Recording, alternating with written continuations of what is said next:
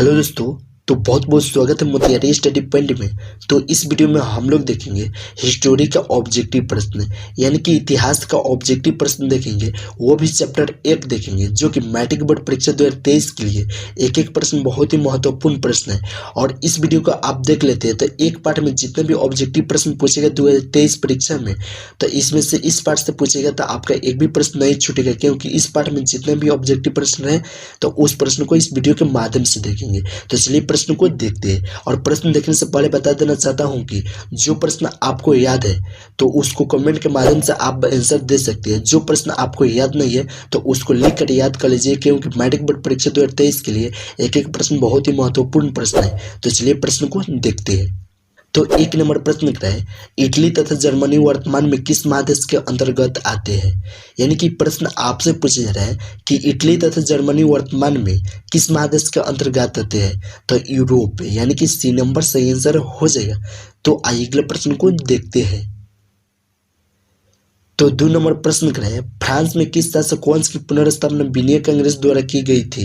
यानी कि प्रश्न आपसे पूछा जा रहा है कि फ्रांस में किस शासक वंश की पुनर्स्थापना विनय कांग्रेस द्वारा की गई थी। तो बुर्बो वंश का, यानी कि बी नंबर यानी नहीं बुर्बो वंश, यानी कि सी नंबर सही आंसर हो जाएगा। तो आइए अगले प्रश्न को देखते हैं। तो 3 नंबर प्रश्न कर रहा है, मेजनी का संबंध किस संगठन से था। यानी कि मेजनी का संबंध जो था वह किस संगठन से था। तो कार्बोनारी से था, यानी कि बी नंबर सही आंसर हो जाएगा। तो आइए अगले प्रश्न को देखते हैं। तो 4 नंबर प्रश्न कर रहा है, इटली एवं जर्मनी के एकीकरण के विरुद्ध निम्न में कौन था। यानी इटली जो था और इटली एवं जर्मनी के एकीकरण के विरुद्ध इसमें से कौन था। तो ऑस्ट्रिया था, यानी कि सी नंबर सही आंसर हो जाएगा। तो आइए अगले प्रश्न को देखते हैं। तो 5 नंबर प्रश्न कर रहे हैं, काउंटर कपूर को विक्टर इमैनुअल ने किस पद पर नियुक्त किया। काउंटर कपूर को विक्टर इमैनुअल ने किस पद पर नियुक्त किया। तो प्रधानमंत्री के, यानी कि सी नंबर सही आंसर हो जाएगा।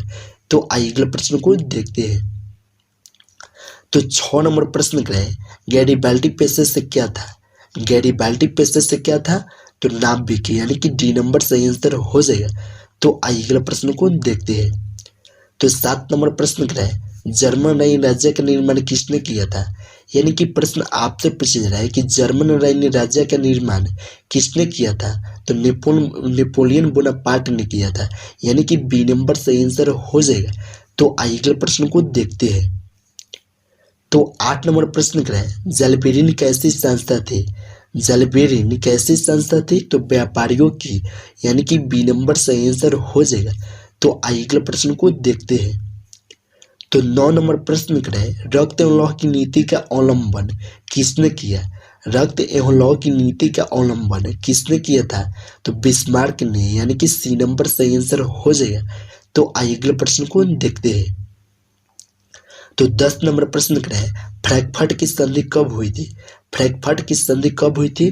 तो 1871 ईस्वी में, यानी कि डी नंबर सही आंसर हो जाएगा। तो आइए अगले प्रश्न को देखते हैं। तो 11 नंबर प्रश्न कर रहे हैं, यूरोपवासियों के लिए किस देश का साहित्य एवं ज्ञान विज्ञान प्रेरणा स्रोत रहा। यूरोपवासियों के लिए किस देश का साहित्य एवं ज्ञान विज्ञान प्रेरणा स्रोत रहा। तो यूनान, यानी कि बी नंबर सही आंसर हो जाएगा। तो आइए अगले प्रश्न को देखते हैं। तो 12 नंबर प्रश्न कर रहे हैं, नेपल्स की क्रांति कब हुई थी।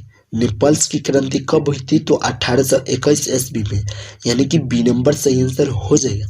तो आइए अगले प्रश्न को देखते हैं।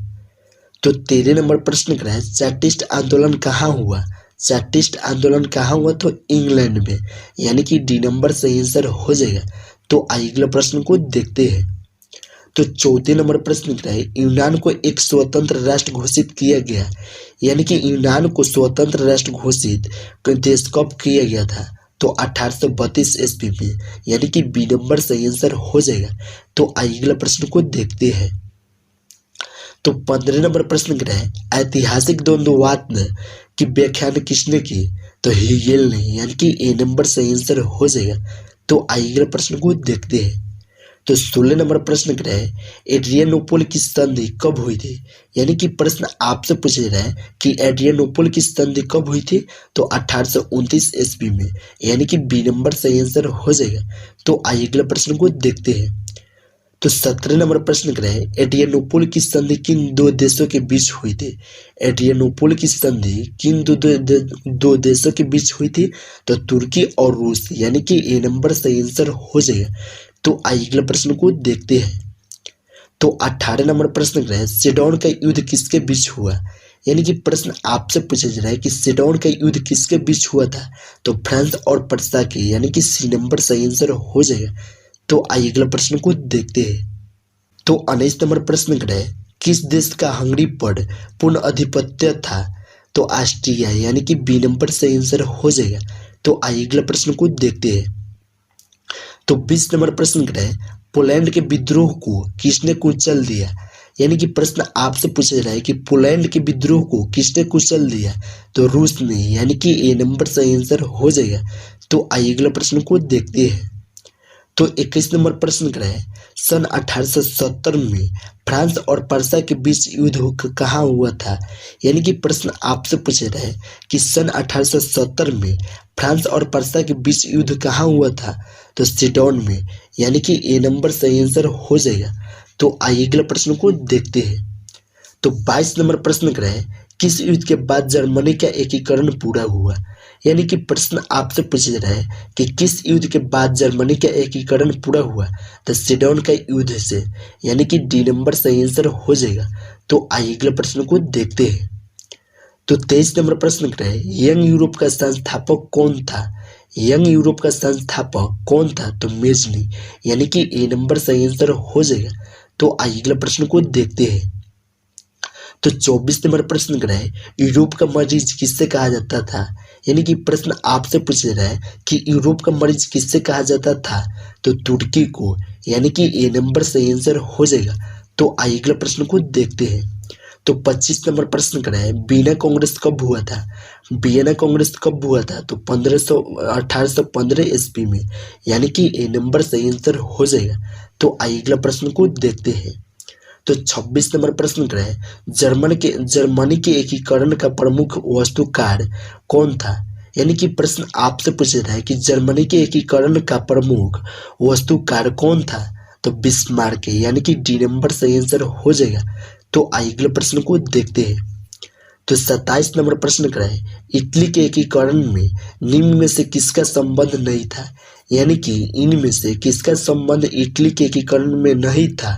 तो बिस्मार्क का नहीं था, यानी कि ए नंबर सही आंसर हो जाएगा। तो आइए अगले प्रश्न को देखते हैं। तो 28 नंबर प्रश्न करें, 1830 की क्रांति के बाद फ्रांस में किस प्रकार का शासन स्थापित हुआ? यानी कि प्रश्न आपसे पूछा जा रहा है कि 1830 क्रांति के बाद फ्रांस में किस प्रकार का शासन स्थापित हुआ? तो संवैधानिक राजतंत्र, यानी कि बी नंबर सही आंसर हो जाएगा। तो आइए अगले प्रश्न को देखते हैं। तो 29 नंबर प्रश्न करें, जर्मनी के एकीकरण के लिए कौन उत्तरदायी था? यानी कि प्रश्न आपसे पूछा जा रहा है कि जर्मनी के एकीकरण के लिए कौन उत्तरदायी था? तो बिस्मार्क, यानी कि बी नंबर सही आंसर हो जाएगा। तो आइए अगला प्रश्न को देखते हैं। तो 30 नंबर प्रश्न कराया, 1871 में कौन सी संधि हुई? यानी कि प्रश्न आपसे पूछा जा रहा है कि 1871 में कौन सी संधि हुई?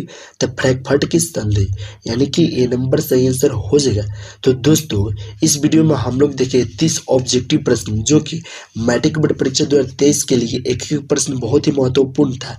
तो इस वीडियो में यूरोप में राष्ट्रवाद पूरा चैप्टर को देख लिए, जो कि 30 ऑब्जेक्टिव प्रश्न था, जो कि मैट्रिक बोर्ड की परीक्षा के लिए एक एक प्रश्न बहुत ही महत्वपूर्ण था। तो इसके वीडियो के बाद आप कमेंट कीजिए वीडियो के नीचे जाकर, और कमेंट कीजिए कि आपको कौन सा सब्जेक्ट का प्रश्न चाहिए। उस सब्जेक्ट का प्रश्न हम आपके लिए बना देंगे। तो चलिए यहीं पे वीडियो समाप्त करते हैं। अभी तक आप वीडियो को लाइक नहीं किए होंगे तो लाइक जरूर कीजिए। तो चलिए फिर मिलते हैं नेक्स्ट वीडियो में नेक्स्ट चैप्टर के साथ में।